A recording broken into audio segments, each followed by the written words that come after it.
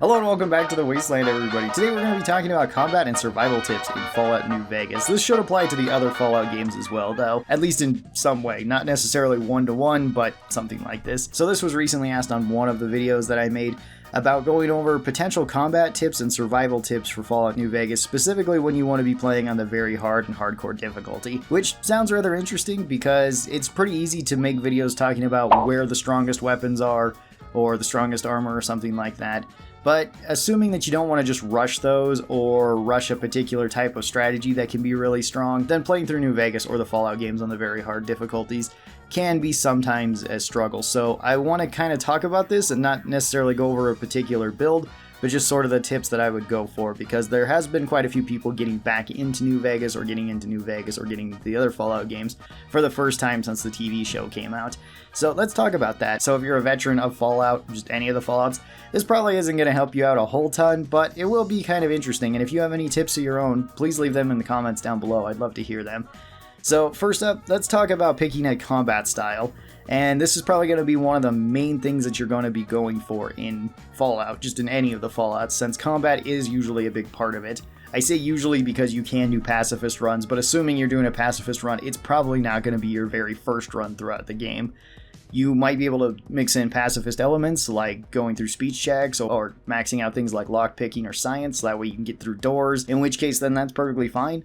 But generally you're going to be going with some sort of combat style. So there is 5 particular combat styles, at least in New Vegas. You have unarmed, melee, explosives, guns, and energy weapons.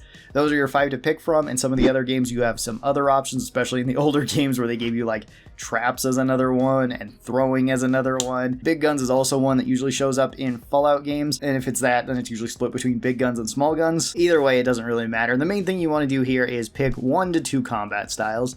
I would say 1 to 2 is the easiest one to start out with, rather than going with all of these. You can actually go with all of these, especially if you intend on maxing out your character, but that's usually not the best way to build. You probably want to just specialize in 1 or 2 combat styles, and some of these combat styles do benefit one another, like melee and unarmed heavily benefit one another in terms of perks, so you might be going with both of them. There are advantages and disadvantages to all of these. Unarmed and melee have the advantage of doing a lot of damage up close and having some very strong perks that can allow you to beat enemies down really quickly. You also generally want to be going with perks that help this, so if you're going with an unarmed or a melee build, then you're going to want to take perks that help out with those, either with your specific weapon or your specific playstyle, and then after that you'll probably want some quality of life perks. So going with perks like Slayer, Super Slam, Piercing Strike, Purifier, Paralyzing Palm, maybe Cowboy. There's a lot of options there for different weapons and different unarmed styles that you can go. And then after that, go with some perks that are just kind of quality of life perks, or as you're leveling up, because some of these, like Slayer, is a very high leveled perk, so you're not going to be able to get it right away. And you might want to go with something like Toughness, which gives you more armor, more damage threshold, in order for you just to tank through more hits, which can be really good. And always remember that even if you're going with a particular weapon style, like let's say you're going with melee as your primary attack, that doesn't mean that you can't use other weapons too. Most of the time, if you're going with unarmed or melee, you're still going to go with some sort of gun, because guns can be really useful for initiating a fight, shooting things so that they come close to you, or picking off some enemies at a distance, so that way when the other enemies get to you, you can swap to your unarmed or melee and just start fighting them at close range where you're even stronger. Out of these different combat styles, guns is generally the most popular one and probably the easiest to get into because there's so many guns and there's so many categories. This will include things like handguns, shotguns, rifles, and submachine guns. If you're playing some of the other games like Fallout 3, then this will be small guns, which also includes things like sniper rifles, shotguns, rifles, submachine guns, all of that good stuff. And even a lot of the older games, if you're playing like Fallout 1 and 2, small guns is generally a good thing to go with because that's going to be the most common type of weapon that you're finding early on. Melee and unarmed can also be pretty solid if you want to be pairing them together, because they're good all throughout the game, especially if you get certain perks. They can be very strong. But melee and unarmed can be potentially a little bit intimidating for newer players because you don't always want to get that close to enemies, and it might seem a little bit frustrating to try to rush enemies that have some of the bigger, scarier guns. Energy weapons can also be really strong. The main problem with energy weapons is that they can break kind of quick, so you will have to keep an eye on your durability for those weapons, but they can also be quite strong, especially towards the mid and late game. All of these skills can actually be really strong to the late game, so you don't have to worry about falling off on any particular one. Explosives is probably the most difficult one to use, at least if you're going to be using it as your primary source of damage because it's the easiest to blow yourself up with. It's the easiest to hurt yourself with. The weapons may also not just be the most user-friendly. A lot of them are single-shot weapons, or things like grenades where you have to toss them at enemies. If you're brand new to these games, I'd probably recommend you go with a guns build, and then maybe spec into something that's also like melee or explosives. That way you can be using your guns and engaging at most distances, because you can use a shotgun for close range or a submachine gun at close range, and then rifles at longer range, and then mix in something like melee if things are getting really close and you want to be swapping over to that, or mix in explosives. That way you can like set down some mines to keep yourself safe as you back up with the machine gun. Let's talk about inventory management next, which is going to be a big deal on the hardcore difficulty. If you're just playing on the very hard difficulty, this won't be any different than just playing the game normally. This will also go for the survival difficulty in Fallout 4. So inventory management is going to be a major factor into this. And it's really easy to get bogged down with a lot of gear in Fallout because there is a lot of stuff that you can pick up around the map. And that's actually not a bad thing to be doing in the Fallout games, or really any of like the Bethesda style games like Skyrim and stuff. Feel free to grab as much stuff early on as possible because there's likely going to be a vendor very early on too that you can just sell a bunch of this junk to. Hoarding junk can be kind of profitable, but if you're a long ways away from a vendor and you don't intend on traveling back to vendors, then it's probably best if you don't be carrying around this stuff. Now, normally you do have a decent amount of carry weight to go with, but if you want sort of the best type of inventory management, I would take just what you need. So this can be narrowing it down to whatever weapons you're carrying around. You don't need to be carrying around 20 different weapons in order to use them. It can be very fun to do that, but you really don't need to be doing that. I'd recommend just prioritizing this to weapons that you're going to be using at your ideal range, depending on your combat style. So for this example, let's go with guns, and let's say you want to have something for long range. So you might take like a hunting rifle or a sniper rifle for your long range. Then you want something for when enemies are getting a little bit closer. You could take another rifle that shoots a bit faster, like the assault carbine, for instance. That works really well at all ranges and can kind of do everything. That could be your one weapon that you're carrying around that kind of does all of this. Or you might take something like a shotgun that can work pretty well at close and medium range. So you can take something like your hunting rifle and a hunting shotgun, and you should have all ranges pretty much covered with just those two. With New Vegas specifically though, there are holdout locations to where you can only sneak in small arms, so you might want to be carrying around one of those just in case you intend on going to any of those areas, or assuming this is your first time, you don't know where any of those areas are. So these can be one-handed pistols or one-handed melee. A lot of unarmed weapons can also be sneak in. Our next topic should be the ammo types, the options, and the crafting in New Vegas, because this does actually play a pretty big role. This also can play a pretty big role in Fallout 3 and Fallout 4. Specifically in New Vegas, ammunition types matter a lot to where you can swap in and out ammos into your gun. So be sure to look for whatever ammo that your gun is using, and then potentially go for some other ammos that it can use. For this, you generally have the regular ammo that you can load into the gun, which will just do regular damage and does the same amount of damage towards armor. There's also usually hollow points, which get you more damage but give the enemy more armor. So you don't want to be using these against heavily armored enemies. So if you see an enemy in heavy armor, or if you see some of the bigger, tankier enemies like rad scorpions, they actually have a lot of armor, so these might not be the best for that. Depends on the weapon, but generally they're not the best for it. And then you also have the armor-piercing rounds, which armor-piercing rounds can be really good against armored enemies. This is going to nerf your damage slightly, so you don't necessarily need to be using this against non-armored enemies or light armored enemies, but heavy armored enemies, this is going to do a whole lot more.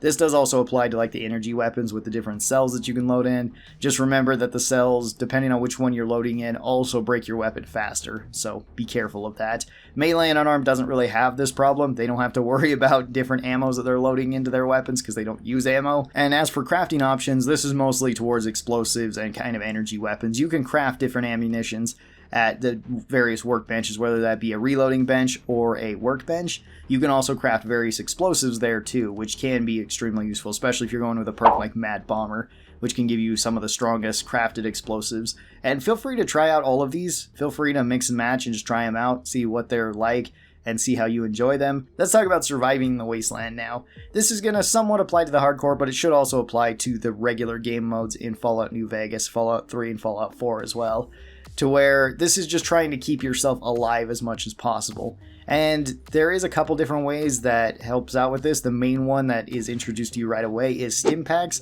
Stim packs do help you out a lot. This is just a flat amount of healing that you'll get, at least if you're playing on the normal difficulties. If you're playing on survival or the hardcore difficulty, then stim packs will heal you over time. And really on those difficulties, everything is healing over time. In New Vegas as well as Fallout 4 in the survival mode, food also heals you steadily over time too. So you do want to be taking advantage of this, especially early on in the game. You can get a whole lot of Sunset Sarsaparilla in New Vegas, and this is probably one of the best healing items that you can get early on since it heals you slowly over time. And it makes it so that you're not using up things like your stim packs, your healing powder, whatever it might be, which can be a bit better in emergency situations. I would also recommend that you always try to stay at full health in these games too. There's no real reason to be walking around at half health unless you're looting at that point. You know that there's no more enemies around, in which case that's fine. But even then, I would still try to heal this up over time with various foods that you can eat. Also try to prioritize food that does heal you over time, and you can stack healing effects on top of one another in either of these games. So if you would like to eat something like your cram or dandy boy apples, and then also take Sunset Sarsaparilla, all of these will stack and heal you steadily over time, which can be really useful. Into the later game and mid-game of New Vegas, there's also a perk that's called Them's Good Eating, which allows you to have access to thin red paste and blood sausage. These are fantastic items for healing. They're really, really good, as well as they also sell for a lot of money, so if you want to go with that perk, it's actually a really good option. Other options for this could be perks that heal you over time. If you're playing the normal game of Fallout 3, Fallout New Vegas, or Fallout 4, you can also sleep in beds and this will heal you instantly. But if you're playing on the hardcore difficulty or survival mode, this will not heal you. You'll still get the healing over time effects though. So if you ate a bunch of food and then went to sleep for an hour, you could wake up and have full health, which is pretty useful. In New Vegas, a perk like Rad Child can be really useful, where it heals you over time based on the amount of radiation that you have. And this can actually heal you very quickly, which is really nice. And remember, all these healing effects and healing over time effects do stack. Solar powered is also another one, especially in Fallout 4. This is really strong with its highest level, where you will heal over time, as well as you heal your radiation over time, which is very strong in that game. You could also go with something like Life Giver in Fallout 4. If you max that out, then you'll slowly heal up over time as well. So just having added effects like this that heal you over time can be really useful for a couple of reasons. One is that it doesn't deplete your healing at all, so you don't have to be searching for stim packs or for food as much. You still will if you're playing on like the hardcore difficulty and survival mode, because you do still need to eat in order to stay relatively healthy in those ones, but you're not going to need it nearly as often. And it also makes it so things like stim packs become easy to sell for cash, because you don't necessarily need to be using them all the time anyway. You could also go with some other perks, like fast metabolism is another good one that makes it so that healing is better over time, which is really good. And specifically if you're playing Fallout New Vegas on the hardcore difficulty, then Chemist is also good, because this also accounts for healing items. For any overtime effect, Chemist is actually really, really good there. And speaking of Chemist, the various chems can actually be really good to be taking in the hardcore survival difficulty too, if you need them.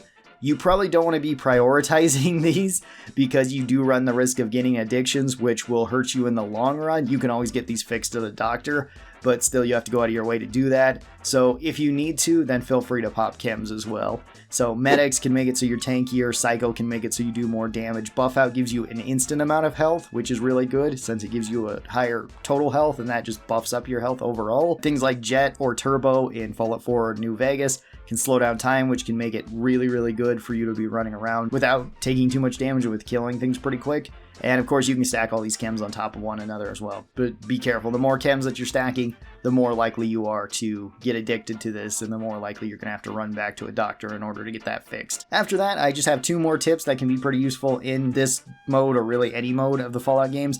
One is to scout out ahead with either VATS or with scopes. VATS can be kind of useful because you can just keep spamming this, and then if you see any enemies, it'll be highlighted, and then if you see something like a Deathclaw, you're like, okay, well, I don't want to go over there, so let's try to go around the Deathclaw or take a different route around this.